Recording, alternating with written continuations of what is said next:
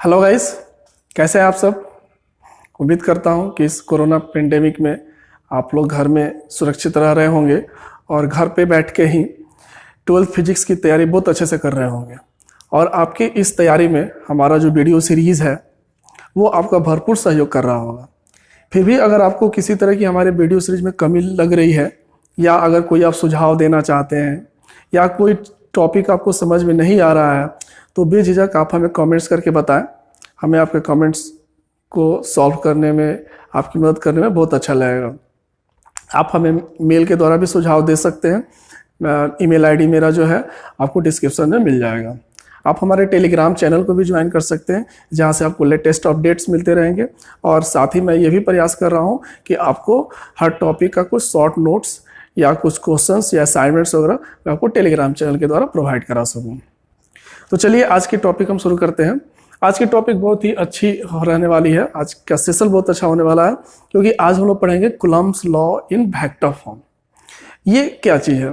जैसे अभी तक हम लोगों ने जो इलेक्ट्रोस्टैटिक फोर्स के बारे में पढ़ा, जिसको हम लोग कूलम्ब फोर्स भी कहते हैं, तो उसमें हम लोग दो चार्ज्ड बॉडी के बीच इलेक्ट्रोस्टैटिक फोर्स के मैग्नीट्यूड को निकालना सीखा है। उसका मैग्नीट्यूड क्या होगा, हमने उसको निकालना सीखा है। अब उस फोर्स का जो डायरेक्शन होगा वो क्या होगा, उसको आज हम लोग सीखेंगे। जैसा कि हम लोग जानते हैं कि दो चार्ज्ड बॉडी के बीच दो तरह के फोर्स लगते हैं, एक अट्रैक्शन का फोर्स और दूसरा रिपल्सन का फोर्स। तो अट्रैक्शन के लिए डायरेक्शन क्या होगा और रिपल्सन के लिए डायरेक्शन क्या होगा, इन दोनों चीजों को हम अलग अलग समझेंगे। तो जैसे सबसे पहले हम ये लेते हैं, कंसीडर करते हैं कि दो चार्ज्ड बॉडी के बीच रिपल्सन का फोर्स लग रहा है। यानी हम ये कंसीडर करते हैं सबसे पहले रिपल्सिव फोर्स। दो चार्जेस के बीच जो वो फोर्स इज रिपल्सिव, यहां पर लिखते हैं फोर्स, इसको हम ए नंबर देते हैं। Force is repulsive.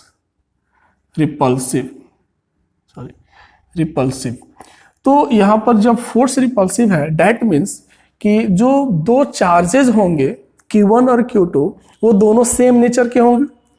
तो force is repulsive, that is Q1 and Q2 greater than be 0।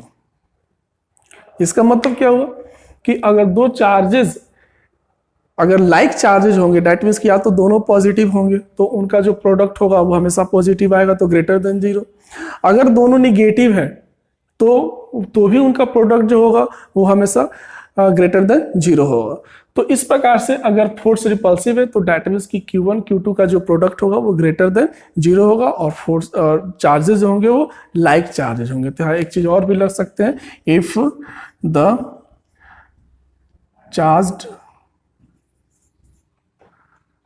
Charges are like, एक जैसे हो चार्ज, तो हम लोग फोर्स का डायरेक्शन कैसे होगा इसको समझ लेते हैं।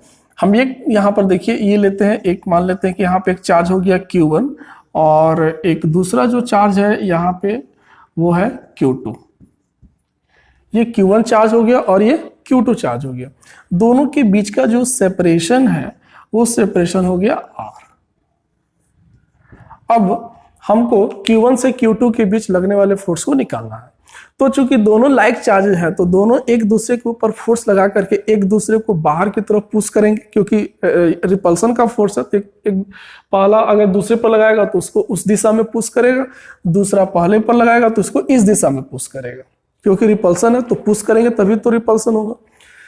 तो अगर Q1 Q2 पर फोर्स लगाता है तो दैट मीन्स कि जो फोर्स का डायरेक्शन होगा वो ऐसे हो जाएगा F21। यहां पर देखो लिखने वाली जो चीज है ना वो सबसे इंपॉर्टेंट है, ध्यान देने वाली कि हम लिख कैसे रहे हैं। 1 2 पर फोर्स लगाया तो हमने लिखा F21, यानी जिस पर फोर्स लग रहा है उसको पहले, उसका नाम पहले, और जिसके द्वारा फोर्स लगाया जा रहा है उसका नाम बाद में। तो F21 और इसका डायरेक्शन हो गया उस दिशा में, क्योंकि Q1 ने Q2 पर फोर्स लगाया और वो फोर्स बाहर की तरफ है। सिमिलरली Q2 अगर Q1 पर फोर्स लगाता है तो इसका भी डायरेक्शन बाहर की तरफ होगा और इस तरह से इसको हम लिखेंगे F12, यानी 1 पर 2 के कारण लगने वाला फोर्स। तो अब Q2 चूंकि Q1 पर लगा रहा है तो फोर्स यहाँ पर Q1 पर लग रहा है, इसलिए हम लोग 1 पहले लिखेंगे और 2 के कारण लग रहा है इसलिए 2 बाद में लिखेंगे। तो नेम कैसे लिखना है इसको बहुत ध्यान से समझना है। अब देखिए अब ये तो हो गया कि फोर्स का डायरेक्शन Q1 ने Q2 पर लगाया तो उधर फोर्स लगा, Q2 ने Q1 पर लगाया तो इधर फोर्स लगा, इस तरह से दोनों के बीच रिपल्सन होने लगा। अब इस फोर्स को डायरेक्शन को रिप्रेजेंट करने के लिए हम लोग यूनिट वेक्टर का यूज करेंगे। आप लोग पिछले क्लास में 11th में वेक्टर चैप्टर्स पढ़े होंगे और उसमें आप यूनिट वेक्टर के बारे में अवश्य ही पढ़े होंगे। यूनिट वेक्टर जो होता है किसी भी क्वांटिटी के डायरेक्शन को, वेक्टर क्वांटिटी के डायरेक्शन को रिप्रेजेंट करने के लिए किया जाता है। इसका मैग्नीट्यूड 1 होता है और यूनिट वेक्टर को हम लोग प्रायः उसके ऊपर कैप लगा करके दिखाते हैं। जैसे कि हम यहाँ पर थोड़ा सा आपको इसके बारे में बता देते हैं कि अगर मान लेते हैं कि एक कोई गिवन वेक्टर है तो इसका यूनिट वेक्टर का मतलब है A cap is equal to vector A में उसके मैग्नीट्यूड से हम डिवाइड करते हैं। वेक्टर ए में उसके मैग्नीट्यूड से डिवाइड कर देंगे तो वेक्टर ए का यूनिट वेक्टर निकल जाएगा। तो हम लोग यहाँ पर यूनिट वेक्टर का उपयोग डायरेक्शन के रूप में करेंगे। तो Q1 से Q2 तक का जो डिस्टेंस है वो R है और इसके डायरेक्शन को यानी Q1 से Q2 तक के डायरेक्शन को, इस दिशा में डायरेक्शन को रिप्रेजेंट करने के लिए हम लोग यूनिट वेक्टर ले लेते हैं R1 2 कैप, यानी 1 से 2 की दिशा में ये है और कैप लगा दिए। फिर यहाँ से Q2 से Q1 के लिए हम यहाँ पर यूनिट वेक्टर ले लेते हैं R2 1 कैप, यानी 2 से 1 की दिशा में ये हमारा यूनिट वेक्टर हो गया। अब ये यूनिट वेक्टर जो है इसका मैग्नीट्यूड 1 होगा और ये R हम इसलिए यूज कर रहे हैं क्योंकि Q1 से Q2 तक का जो डिस्टेंस है वो हमारा R है। अब इसको देखिए हम लोग लिखेंगे कैसे। अकॉर्डिंग टू कूलम्ब्स लॉ दो चार्जेस के बीच फोर्स को हम लोग कैसे लिखते हैं, यहाँ पे लिखते हैं force on charge Q2 due to charge Q1 is given by Q1 के कारण। तो क्या लिखेंगे F21 यानी 2 पर 1 के कारण, और ये हो गया 1/4 पाई एप्सिलॉन नॉट और यहाँ पर Q1 Q2 upon R square. ठीक है, और देखिए अब F21 इसकी जो डायरेक्शन है इस दिशा में है और इस डायरेक्शन को रिप्रेजेंट कर रहा है हमारा ये वाला यूनिट वेक्टर R12 कैप।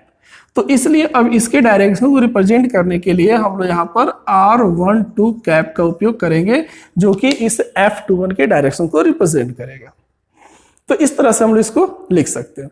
हम इसको ऐसे भी लिख सकते हैं, अगर मान लेते हैं कि हमने चार्ज का नाम दिया हुआ है यहाँ पर A और यहाँ पर B, तो हम लोग F21 के जो डायरेक्शन है तो उसको हम लोग ऐसे भी लिख सकते हैं along A to B, यानी A से B की दिशा में ऐसे ये फोर्स का डायरेक्शन है। तो हम ऐसे भी लिख सकते हैं, लेकिन ये उससे ज्यादा ये मैथमेटिकल है इसलिए हम लोग इसका यूज ना करके हम लोग R12 कैप का यूज करेंगे। ठीक है, तो इसकी जरूरत हमको यहाँ पर नहीं है। ठीक है, तो हम लोग ऐसे भी लिख सकते हैं लेकिन हम लोग मैथमेटिकली प्योर मैथमेटिकल हम यूज करेंगे और इस रूप में हम इसको लिखेंगे। तो ये हमारा R12 कैप हो जाएगा। अब इसको हम लोग और चाहे, जैसे ये हमारा यूनिट वेक्टर के टर्म में हुआ। अब इस यूनिट वेक्टर के लिए अभी हमने जैसे आपको बताया कि A यूनिट वेक्टर है, तो कोई वेक्टर अगर A है तो उसका यूनिट वेक्टर हम ऐसे लिखते हैं। तो अगर इसी फॉर्म में हम उसको भी लिखें तो हमारा ये ऐसे लिखा जा सकता है 1/4 pi epsilon naught Q1 Q2 R square, और ये हो जाएगा R12 फैक्टर और ये हो जाएगा नीचे R, क्योंकि इसका जो मैग्नीट्यूड होगा हमने जो लिखा A का मैग्नीट्यूड, तो उसी प्रकार से इसका जो मैग्नीट्यूड होगा वेक्टर R12 का मैग्नीट्यूड वो इन दोनों के बीच का डिस्टेंस होगा और इन दोनों के बीच का डिस्टेंस R है, इसलिए हम लोग इसके मैग्नीट्यूड को R लिखेंगे। तो ये इस फॉर्म में कन्वर्ट होकर के हो जाएगा 1/4 pi epsilon naught Q1 Q2 RQ और ये हो जाएगा R12 फैक्टर और ये हो गया F21। तो ये इस फॉर्म में कंप्लीट ये जो है ये वेक्टर फॉर्म में कहा जाएगा। कूलम्ब्स लॉ को कंप्लीट वेक्टर फॉर्म में हमने ऐसा लिखा, जहां पर ये R12 जो है वो यूनिट वेक्टर नहीं है बल्कि अब ये कंप्लीट वेक्टर हो गया। और इस फॉर्म में अगर हम लिखते हैं तो यहाँ पर ये यूनिट वेक्टर है और यहाँ पर ये कंप्लीट वेक्टर है। तो जब ये वेक्टर में ऐसे लिखा जाएगा तो यहाँ पे RQ आ जाएगा और जब यहाँ पे यूनिट वेक्टर के टर्म में लिखेंगे तो R स्क्वायर रहेगा। अब अगर हम R वेक्टर को, जैसे अगर हम यहाँ पर ये जो हमारा वेक्टर A है, अगर इस वेक्टर A को हम लोग लिखें तो ये उसका मैग्नीट्यूड हो गया A का और फिर ये A का यूनिट वेक्टर हो गया, तो इस फॉर्म में ये माना जाएगा। तो उसी प्रकार से अगर हम इसको भी लिखें तो फिर इसका मैग्नीट्यूड हो गया R और इसका यूनिट वेक्टर हो गया R12 कैप, तो फिर ये R से एक R कैंसिल हो जाएगा और फिर हमको इस फॉर्म में ये मान मिल जाएगा। तो ऐसे हम लोग वेक्टर फॉर्म में लिखते हैं। तो ये तो हो गए कि Q1 द्वारा Q2 पर लगने वाले फोर्स का मान, ठीक है, जो डायरेक्शन के साथ कूलम्ब्स लॉ के अनुसार ऐसे लिखा जा रहा है। लेकिन इसके अपोजिट अगर Q2 द्वारा Q1 पर भी फोर्स लगाया जा रहा है तो उसको भी हम लिख सकते हैं। तो उसको हम लोग कैसे लिखेंगे, चलिए उसको देखते हैं, उसको हम लोग कैसे लिख सकते हैं। तो similarly force on charge Q1 due to charge Q2 is given by, अब Q1 पर Q2 के कारण, यानी इस पर इस चार्ज के कारण लगने वाला फोर्स, तो इस चार्ज पर इसके कारण फोर्स लगेगा तो ये इधर की तरफ मूव करेगा यानी पुश होगा, तो इसलिए इसका डायरेक्शन इधर की तरफ होगा। और इसको फिर हम लोग इसी तरह से इसको भी लिख सकते हैं F12 equal to 1/4 pi epsilon naught Q1 Q2 R square. और फिर ये वाला जो फोर्स का डायरेक्शन है वो इस यूनिट वेक्टर के द्वारा रिप्रेजेंट होगा। क्यों? क्योंकि जो डायरेक्शन इसका है वही इस यूनिट वेक्टर का डायरेक्शन है, इसलिए हम लोग इस डायरेक्शन को रिप्रेजेंट करने के लिए इस यूनिट वेक्टर का यूज करेंगे, ना कि इसका यूज करेंगे। तो R21 का हम यहाँ पर यूज करेंगे और इसको लिख लेंगे R21 कैप। तो ये हमारा फोर्स का यहाँ पर मैग्नीट्यूड एंड डायरेक्शन, यानी कंप्लीट वेक्टर फॉर्म में हम इसको भी ऐसे लिख सकते हैं। अगर हम इसको यहाँ पर फिर इस तरह से भी लिखना चाहें तो हम इसको भी ऐसे लिख सकते हैं along B to A, क्योंकि ये जो फोर्स है वो B से E की दिशा में है, तो B से A के डायरेक्शन में, इसलिए along B to A भी हम लोग लिख सकते हैं।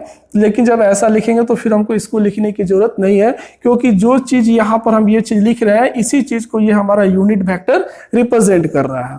तो हम लोग प्योर मैथमेटिकल फॉर्म का यूज करेंगे, इसको न लिख करके हम लोग यही लिखेंगे, ठीक है। तो ये चीज हो गया कि अब दोनों के बीच जो फोर्स है वो रिपल्सन का है। तो रिपल्सन का है तो एक दूसरे को ला करके बाहर की तरफ पुश कर रहा है, दूसरा पहले को ला करके उसको भी बाहर की तरफ पुश कर रहा है, और इस तरह से दोनों के बीच रिपल्सिव फोर्स लग रहे हैं और उसको हम लोग ऐसे वेक्टर फॉर्म में लिख सकते हैं। तो ये तो हो गया कि अगर दोनों लाइक चार्जेज हो तो। लेकिन अगर लाइक चार्जेज नहीं हो बल्कि अनलाइक चार्जेज हो, तो अनलाइक चार्जेज हो तो क्या होगा, तो जब दो चार्जेज अनलाइक हो तो दोनों के बीच रिपल्सन के जगह पर अट्रैक्शन होगा। तो आइए अब हम लोग दूसरा रिपल्सन वाली चीज को, अट्रैक्शन को हम लोग समझते हैं कि अट्रैक्शन में डायरेक्शन को हम लोग कैसे रिप्रेजेंट करेंगे। बहुत ही आसान है और वेक्टर फॉर्म जो है बहुत ही इंपॉर्टेंट है, क्योंकि इलेक्ट्रोस्टैटिक्स में इलेक्ट्रोस्टैटिक फोर्स जो है वो वेक्टर क्वांटिटी है। तो वेक्टर क्वांटिटी है तो हमको डायरेक्शन निकालना अवश्य ही आना चाहिए। तो बी नंबर हम ये लेते हैं, कंसीडर करते हैं कि इफ बोथ चार्जेस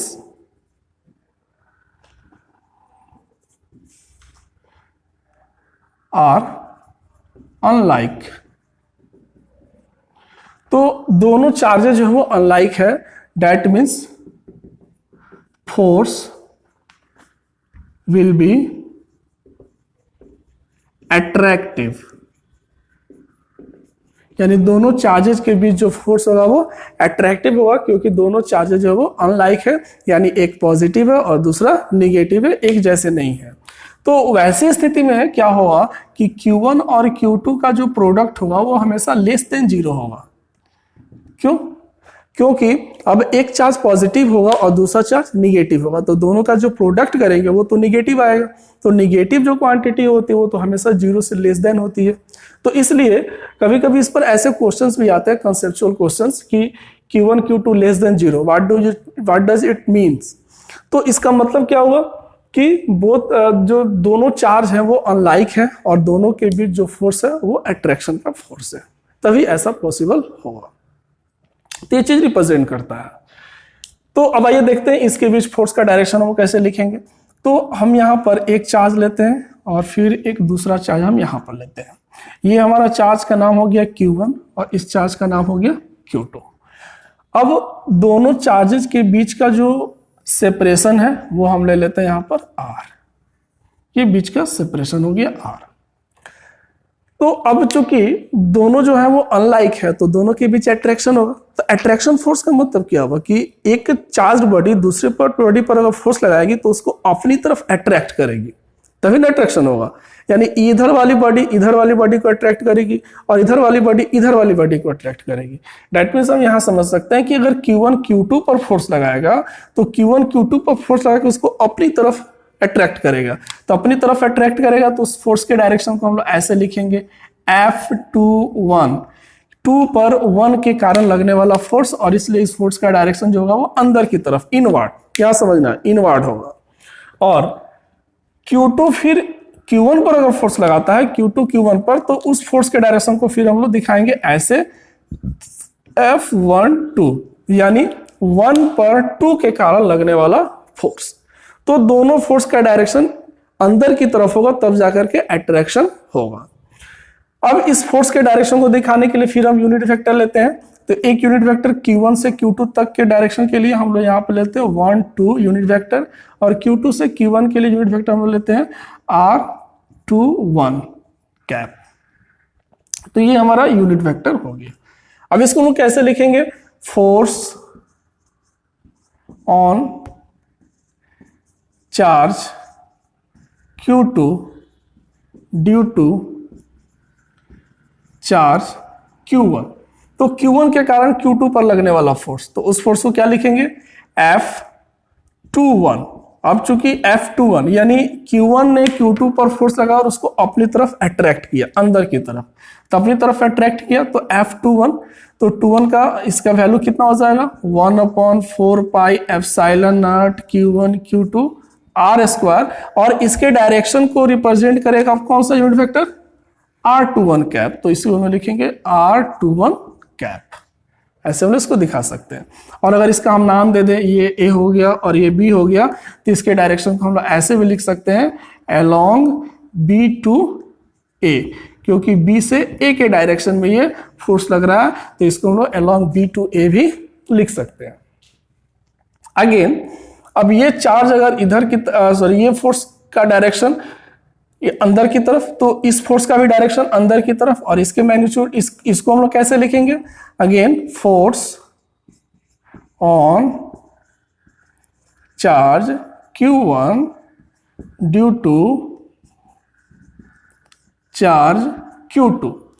तो ये वाला हो जाएगा F12 1/4 pi epsilon naught Q1 Q2 R square, और फिर इस डायरेक्शन को रिप्रेजेंट करता है ये वाला यूनिट वेक्टर, तो इसको लिखेंगे R12 कैप।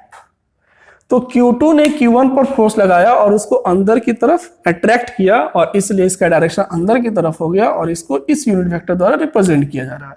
इसको फिर हम लोग ऐसे भी लिख सकते हैं, डायरेक्शन को along A to B, A से B की तरफ है, इसलिए इसको along A to B भी हम लोग लिख सकते हैं। तो इस प्रकार से हम लोग कूलम्ब्स लॉ को वेक्टर फॉर्म में ऐसे हम रिप्रेजेंट कर सकते हैं। और इसके पहले हम आपको ये भी बताया है कि यहाँ पर जो यूनिट वेक्टर है, अगर चाहे तो हम यूनिट वेक्टर की जगह पर हम लोग पूरा कंप्लीट वेक्टर का भी यूज करके लिख सकते हैं। तो R21 वेक्टर और अपन ये RQ हो जाएगा, तो ऐसे भी उसको हम लोग रिप्रेजेंट कर सकते हैं। ठीक है, तो इस वेक्टर का अगर इसमें से यूनिट वेक्टर हटा देते हैं, इसका मैग्नीट्यूड हो गया, और यूनिट वेक्टर इसके साथ हम इंक्लूड कर देते हैं, तो ये पूरा वेक्टर फॉर्म में हो गया जो इसके डायरेक्शन के साथ हो गया। और विदाउट यूनिट वेक्टर ये सिर्फ मैग्नीट्यूड है। ठीक है, अब आइए हम लोग एक चीज और इसमें समझते हैं। जैसे कि हम लोगों ने कूलम्ब्स लॉ के फीचर्स में पढ़ा था कि इलेक्ट्रोस्टैटिक फोर्स जो है वो obeys Newton's third law of motion, यानी कूलम्ब का जो फोर्स है या इलेक्ट्रोस्टैटिक फोर्स जो है वो न्यूटन के गति के तीसरे नियम को भी ओबे करता है, उसका भी पालन करता है। तो जैसे कि आप जानते हैं कि न्यूटन का तीसरा नियम कहता है कि each and every action has equal and opposite reaction, यानी प्रत्येक क्रिया के बराबर और विपरीत दिशा में प्रतिक्रिया होती है। दैट मीन्स उसको हम ऐसे समझते हैं कि अगर Q1 Q2 पर फोर्स लगा रहा है तो सिंपल सी बात है कि Q2 Q1 पर भी फोर्स लगाएगा, और ये दोनों फोर्स इक्वल होंगे, यानी दोनों फोर्स का मैग्नीट्यूड इक्वल होगा, बट डायरेक्शन में ये दोनों एक दूसरे के अपोजिट होंगे।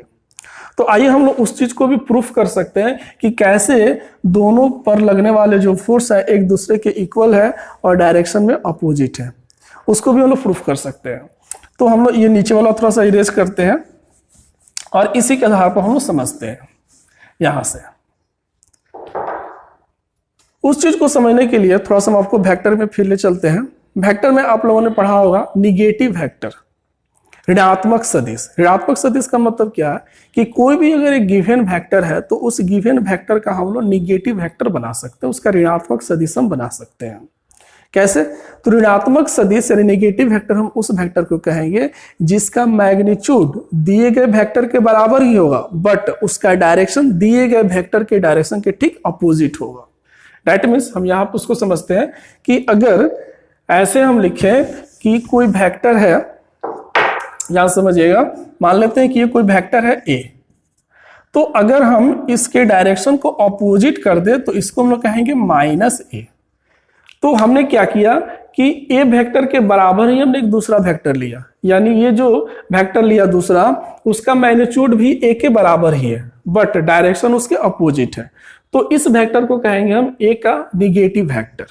ठीक है, तो इस प्रकार से हम लोग निगेटिव वेक्टर अगर ले लेते हैं किसी वेक्टर का तो उसका डायरेक्शन अपोजिट हो जाता है। तो इसी प्रिंसिपल का उपयोग करके हम इस चीज को समझने का प्रयास करेंगे। तो अब इस चीज को हम कैसे यहां समझते हैं, हमने यहां पर जो लिखा हुआ है force on charge Q2 due to charge Q1, Q2 पर Q1 के कारण लगने वाला फोर्स और उसका हमने ऐसे लिखा हुआ है 1/4 pi epsilon Q1 Q2 upon R square R21 cap. अब ये F21 का जो डायरेक्शन है वो डायरेक्शन R21 कैप द्वारा रिप्रेजेंट हो रहा है, यानी इसका डायरेक्शन इसके द्वारा रिप्रेजेंट हो रहा है। लेकिन क्या इसके डायरेक्शन को हम इस यूनिट वेक्टर के द्वारा रिप्रेजेंट कर सकते हैं? तो ऐसे तो लगता है कि नहीं, कैसे होगा, क्योंकि इसका डायरेक्शन और इसका डायरेक्शन एक दूसरे का अपोजिट है, बट कर सकते हैं क्योंकि अभी हमने आपको यूनिट वेक्टर के बारे में बताया कि किसी भी वेक्टर का हम निगेटिव वेक्टर बना दे तो उसका डायरेक्शन अपोजिट हो जाता है। तो यहां पर इस यूनिट वेक्टर का जो डायरेक्शन है वो ऐसे है इस डायरेक्शन में, यानी अलोंग A to B। लेकिन अगर इसका हम निगेटिव बना दें तो इसका जो डायरेक्शन होगा वो along B to A, opposite हो जाएगा, और अपोजिट होगा तो उसका डायरेक्शन इसके डायरेक्शन की तरफ हो जाएगा, यानी R21 की तरह हो जाएगा। तो अगर हमको R21 कैप के जगह पर अगर हम -R12 लिखें तब भी कोई गलती नहीं है, क्योंकि इस यूनिट वेक्टर का काम है सिर्फ डायरेक्शन को रिप्रेजेंट करना। तो उस स्थिति में इसके डायरेक्शन के इस डायरेक्शन को रिप्रेजेंट करने के लिए हम इसका भी उपयोग कर सकते हैं और सेम उसी तरह से हम इसमें माइनस लगा दें तो इसका भी उपयोग हम लोग कर सकते हैं। तो इस तरह से हम लोग माइनस चिन्ह लगा करके उसको हम लोग लिख सकते हैं 1/4 pi epsilon naught Q1 Q2 upon R square, और ये हो जाएगा -R12 कैप। सेम, अब ये -R12 कैप वही डायरेक्शन रिप्रेजेंट कर रहा है जो R21 रिप्रेजेंट कर रहा है, क्योंकि इसमें माइनस लग गया तो इसका डायरेक्शन ऐसे हो गया, यानी अलोंग B to A, और ये भी along B to A he represent कर रहा है, इसलिए इसको माइनस के साथ ऐसा भी हम लिख सकते हैं।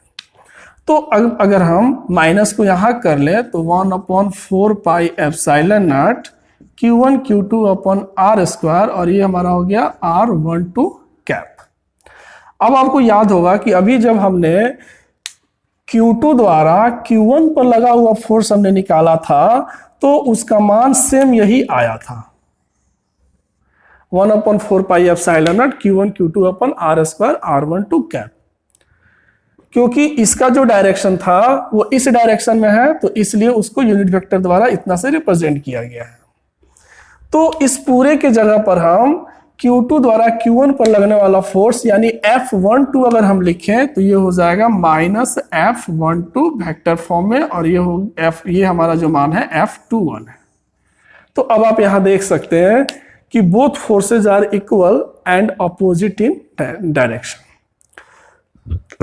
यानी F21 यानी दूसरा पहले पर जितना फोर्स लगा रहा है उतना ही पहला दूसरे पर भी फोर्स लगा रहा है, ये इक्वल है। बट यहां पर एक साइन नेगेटिव है जो कि रिप्रेजेंट कर रहा है कि दोनों का डायरेक्शन एक दूसरे के अपोजिट है, क्योंकि ये वाला का डायरेक्शन इधर की तरफ और ये वाला का डायरेक्शन अपोजिट है। तो ये न्यूटन के थर्ड लॉ को भी ओबे कर रहा है। ठीक है, तो ये चीज यहां से सत्यापित होती है। तो कुल मिलाकर के हमको इस वेक्टर फॉर्म में दो चीजों को बहुत अच्छी तरह से समझ लेना है। एक ये कि अगर लाइक चार्जेज होंगे तो उनके बीच रिपल्सन होगा और अनलाइक चार्जेज होंगे तो उनके बीच अट्रैक्शन होगा। अब अगर अट्रैक्शन और रिपल्सन का ये जो फोर्स है उसको अगर हम डायरेक्शन के रूप में दिखाएं तो उसको हम कैसे दिखाएंगे? तो अगर मान लेते हैं कि ये पॉजिटिव है और दूसरा ये मान लेते हैं यहाँ निगेटिव है, तो दोनों के बीच जो फोर्स का डायरेक्शन होगा वो ऑलवेज जो होगा वो अट्रैक्शन का होगा, लेकिन उसका डायरेक्शन हमेशा पॉजिटिव टू निगेटिव चार्ज की तरफ होगा। ये चीज हमेशा ध्यान रखना है कि फोर्स का डायरेक्शन हमेशा पॉजिटिव टू निगेटिव होगा। इसलिए ऐसा होगा क्योंकि पॉजिटिव चार्ज जो होता है, पॉजिटिव चार्ज होता है एज अ सोर्स होता है, एज अ सोर्स, और निगेटिव चार्ज जो होता है वो एज अ सिंक होता है। अभी हम लोग जब इलेक्ट्रिक लाइन ऑफ फोर्स पढ़ेंगे तो वहां पर इसको हम लोग बहुत अच्छी तरह से समझेंगे, लेकिन उसको फिर से दोबारा हम समझेंगे। लेकिन यहाँ पर आप इतना जानिए कि positive charge as a source होता है, तो सोर्स से तो हमेशा कोई चीज बाहर निकलता है, और सिंक निगेटिव होता है यानी वहां पर जाकर के सभी चीजें खत्म हो जाती है। तो अब चूंकि यहाँ पे यहाँ से बाहर निकल रहा है, इसलिए फोर्स का डायरेक्शन हमेशा पॉजिटिव से बाहर की तरफ होगा और निगेटिव पर अंदर की तरफ होगा। एक चीज आपको याद रखना है। दूसरा कि अगर मान लेते हैं कि दोनों पॉजिटिव चार्ज हो, लाइक चार्जेज हो, तो फोर्स का डायरेक्शन हमेशा एक दूसरे के अपोजिट, यानी ये इस पर फोर्स लगाएगा तो इधर की तरफ फोर्स लगेगा, और ये इस पर फोर्स लगाएगा तो उसका फोर्स का डायरेक्शन ऐसे होगा।